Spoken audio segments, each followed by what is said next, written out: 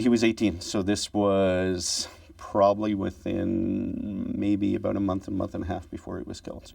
In June 1999, Greg Thompson's son, Stan, was killed along with 4 other young men in a horrific crash. The driver of the vehicle was under the influence of marijuana. And that was the first really big drugs and driving crash that took many lives.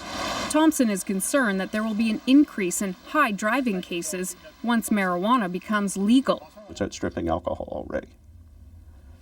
And we have nothing in place right now.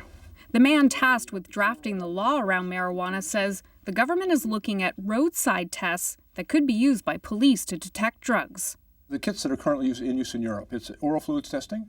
It's a plastic kit. The officer would take the stick and swipe it over the tongue, then mix the saliva with the enzymes in the device. 3 minutes later, if a red line appears, drugs are in the driver's system. The officer then has the right to take the driver to the station for a full evidence test. If a jurisdiction was to put in place a strict prohibition on using marijuana, for example, in driving, that could result, if there is the presence of marijuana metabolites, in the suspension of a license and the seizing of a car. The RCMP is in the midst of testing 3 roadside devices and are looking at conducting additional tests. But they're still deciding which police agencies will take part. High driving kills.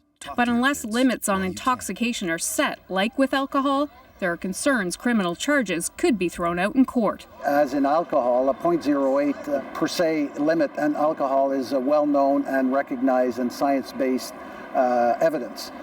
That does not exist. One of Canada's lead medical marijuana producers agrees that a way to detect limits is needed. People understand, that it's not cool to drive impaired.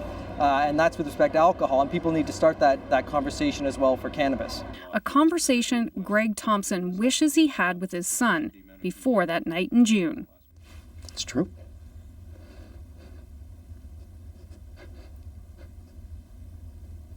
Sorry. Hannah Thibodeau, CBC News, Ottawa.